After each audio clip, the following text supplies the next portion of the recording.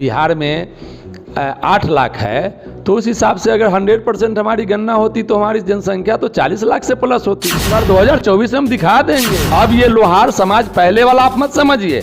आपने कहा है कि 100 चोट सोनार का 1 चोट लोहार है। 1 चोट आप जानते हैं कि कब वो मारता है, जब वो पूरा गर्म हो। माननीय गृह मंत्री श्री अमित शाह जी ने लोहार के मामले में है कि इस बार लोहार जो है सोनार के 100 चोट की तरह खुटुर खुटुर नहीं करेगा। लोहार है तो लोहार की तरह 1 चोट।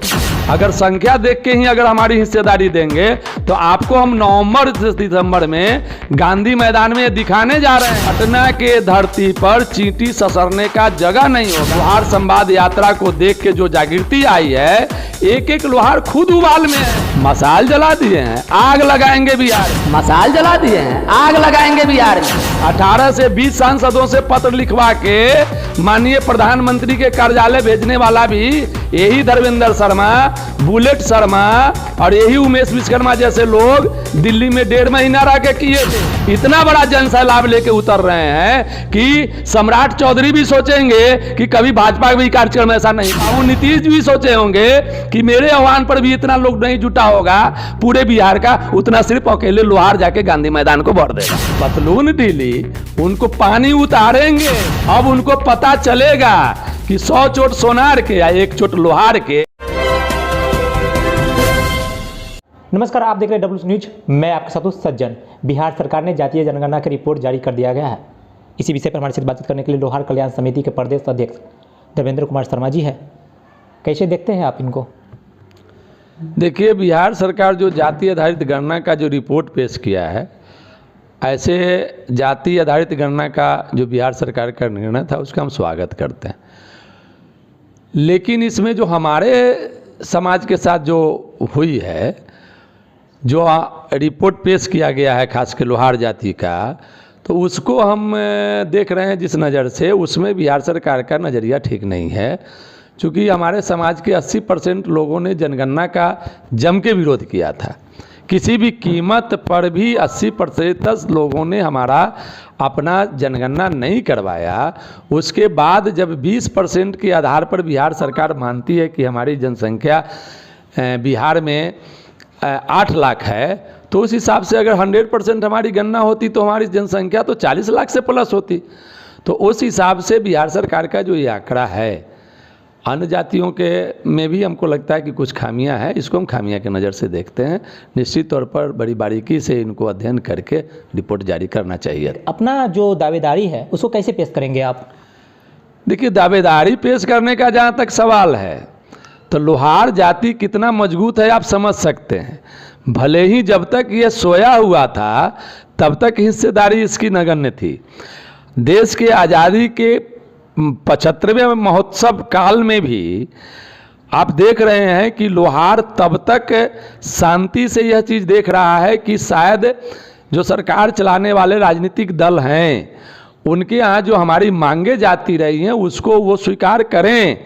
आप लगातार देख रहे हैं कि हमारे समाज के लोग सभी राजनीतिक पार्टियों को अपना संदेश दिया है, चाहे वो एसटी का हमारा जो डिमांड है उसके लेके भी आई कि भाई हम संवैधानिक रूप से हम अनुसूचित जनजाति के लोग हैं, इस पर आप हमारा मदद करिए।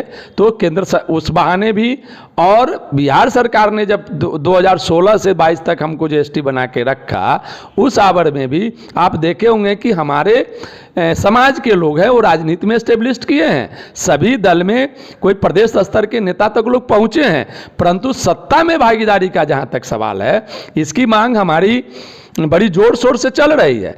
अगर इसमें किसी भी तरह से 2024 के चुनाव में अगर लोहार हाशिए पर रहा तो इसका खामियाजा सेंट्रल में सरकार चलाने वाले, चाहे वो भाजपा गठबंधन के लोग हों या बिहार में जो बिहार सरकार चलाने वाले ये यूपीए के लोग हैं, ये दोनों को भुगतना पड़ सकता है।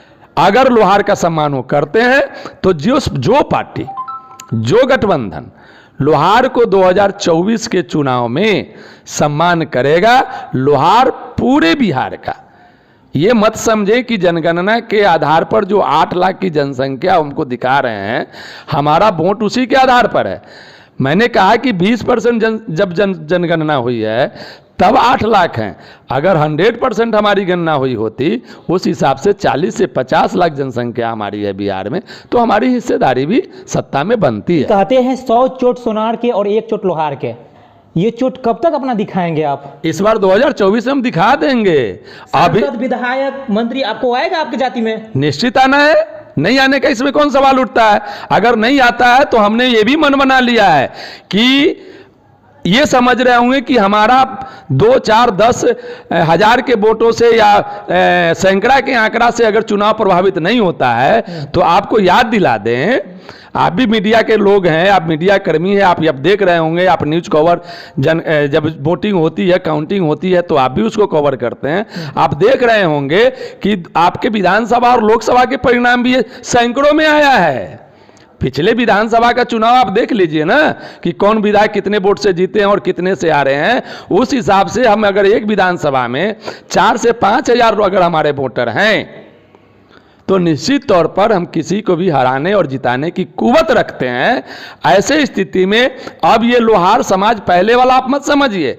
आपने कहा है कि 100 चोट सोनार का, 1 चोट लोहार का। जी बिल्कुल। तो 1 चोट आप जानते हैं कि कब वो मारता है? जब वो पूरा गर्म होता है। लोहा ही कोई आग भट्टी में गर्म नहीं करता है, लोहार भी जब गर्म हो जाता है तो एक चेट में ही उस लोहा को अपना जो आकार देना होता है वो दे देता है। तो 2024 और 25 के चुनाव में राजनीतिक आकार भी देने के लिए लोहार तैयार हो गया है, जिसका आपको जीता जाता उदाहरण है कि हम लोगों ने इसी महीने 19 तारीख से जो 27 तारीख तक गया के विष्णुपद से लेके बिहार के विभिन्न जिलाओं का भ्रमण करते हुए देवभूमि, भास्कर की भूमि औरंगाबाद देव में जब हम लोगों का समापन हुआ है प्रथम चरण के लोहार संवाद यात्रा, इसका एकमात्र उद्देश्य था कि हमें संवैधानिक हक जो राजनीतिक पार्टी या दिलाने में सहयोग करेगी या केंद्र की सरकार और बिहार की सरकार जो हमारा उसमें मददगार होगा, हम उसके साथ 2024 और 25 के चुनाव में भागीदार बनेंगे। और इसका मतलब ये नहीं है कि हमको सत्ता में हिस्सेदारी नहीं चाहिए, सिर्फ हमको एसटी का दर्जा दे दें। केंद्र सरकार की स्थिति आप देख रहे हैं। याद होगा कि 2018 में मैं स्वयं नित्यानंद राय जी से जाके आवास पर मिला था, गृह राज्य मंत्री होने के नाते उनसे।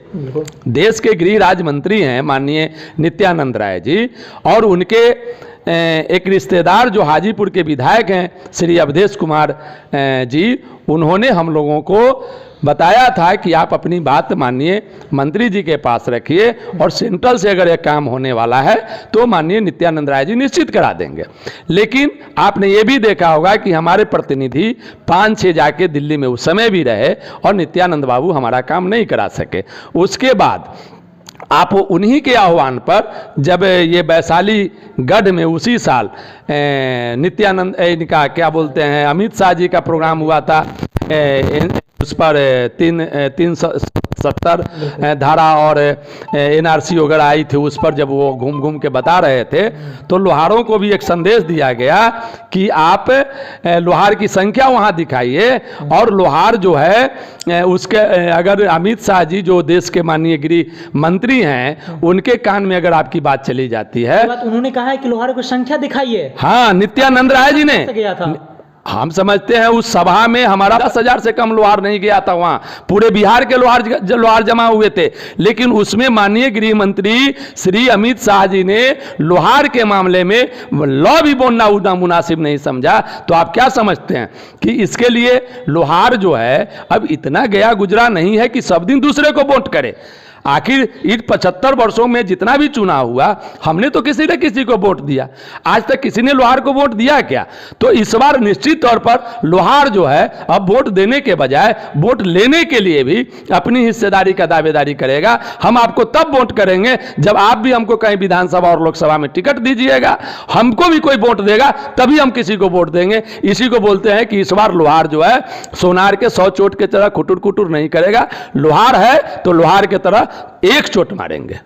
अच्छा ये बताइए, आपने कहा कि गांधी मैदान में भी जाएंगे और सरकारों को दिखाएंगे कि चीटी चलने का भी जगह नहीं छोड़ेंगे। निश्चित, मैंने आपको ये कहा कि ये संवाद यात्रा का प्रथम चरण जो समाप्त हुआ है, दूसरे चरण में भी हम लोग निकलने वाले हैं। बस 2-4-5 दिन में हम लोग निकलेंगे। उमेश विश्वकर्मा जी, धर्मेंद्र शर्मा जी, सत्यनारायण जी, या जो भी हमारे नेतृत्व करने वाले हैं, राजकिशोर ठाकुर जी, ये सारे लोग जो बिहार के नेतृत्व, राजकिशोर शर्मा जी को भी हम लोग, मतलब बिहार के जितने भी संगठन हैं, सब लोगों को हम लोगों ने जोड़ने का प्रयास शुरू कर दिया है। आपकी अपने संख्या कब दिखाएंगे? देखिए, इसके लिए हम चेतावनी दे रहे हैं सरकार को, और दोनों सरकार को, केंद्र के हों या बिहार के हों, अगर संख्या देख के ही अगर हमारी हिस्सेदारी देंगे तो आपको हम नवंबर से दिसंबर में गांधी मैदान में दिखाने जा रहे हैं। पटना के धरती पर चींटी ससरने का जगह नहीं होगा, इतना लोहार गांधी मैदान के इर्द गिर्द दिखेंगे। सही क्या, आपको आप भी उसमें रहिएगा, आप देख लीजिएगा कि लोहार, बिहार का एक एक लोहार इस बार इतना जग गया है। हम लोगों के बिहार लोहार संवाद यात्रा को देख के जो जागृति आई है, एक एक लोहार खुद उबाल में है कि कब सर आप लोग घोषणा करिएगा। गांधी मैदान में हम लोग जाने के लिए ऐसे आतुर हैं कि सिर्फ डेट का इंतजार कर रहा है। जला दिए हैं, मसाल जला दिए हैं, आग लगाएंगे बिहार में, और सोचेंगे अब ये राजनीतिक पार्टी कि लोहार को वोट हम तो लेते रहे हैं, लोहार अब कह रहा है लोगों को, ये राजनीतिक पार्टियों को चेतावनी दे रहा है कि हमारी मात्र 2 मांगे रही हैं। एसटी की मांग हम लोग मांगते रहे, न केंद्र की सरकार कान में रुइया रख के सोई हुई है। 18 से 20 सांसदों से पत्र लिखवा के माननीय प्रधानमंत्री के कार्यालय भेजने वाला भी यही धर्मेंद्र शर्मा, बुलेट शर्मा और यही उमेश विश्वकर्मा जैसे लोग दिल्ली में 1.5 महीना रह के किए थे। राजकिशोर ठाकुर जैसे लोग भी थे, राजकिशोर शर्मा वगैरह भी गए थे, लेकिन तब भी संसद में कई बार आवाज उठी। आप देख रहे हैं कि कितने सांसद उठाए, चाहे वो भाजपा के सांसद हों, विपक्ष के सांसद हों, और फिर भी सरकार अगर नहीं सुनती है तो लोहार के पास कोई दूसरा विकल्प है क्या? अगर संकेत देख के वो आरक्षण देना है, संकेत देख के सत्ता में भागीदारी देना है, तो पटना में हम लोग नवंबर से दिसंबर के प्रथम सप्ताह में इतना बड़ा जनसैलाब लेके उतर रहे हैं कि सम्राट चौधरी भी सोचेंगे कि कभी भाजपा भी कार्यक्रम ऐसा नहीं किया होगा, और बाबू नीतीश भी सोचे होंगे कि मेरे आह्वान पर भी इतना लोग नहीं जुटा होगा पूरे बिहार का, उतना सिर्फ अकेले लोहार जाके गांधी मैदान को भर देगा। तो क्या सरकार, जो केंद्र सरकार या फिर बिहार सरकार की पतलून ढीली हो जाएगी? पतलून ढीली, उनको पानी उतारेंगे। अभी तक उनको समझ में नहीं आ रहा था कि लोहार भी कोनो जाति है। अब उनको पता चलेगा कि 100 चोट सोनार के या 1 चोट लोहार के सत्ता से ऐसा ना हो। लोहार वो ताकत रखता है कि जब चाहेगा भी इन लोगों को सत्ता से बेदखल भी कर सकता है। धर्मेंद्र कुमार शर्मा, प्रदेश अध्यक्ष, लोहार कल्याण समिति बिहार। ऐसी ही खबर से जुड़े रहने के लिए देखते रहे WC न्यूज।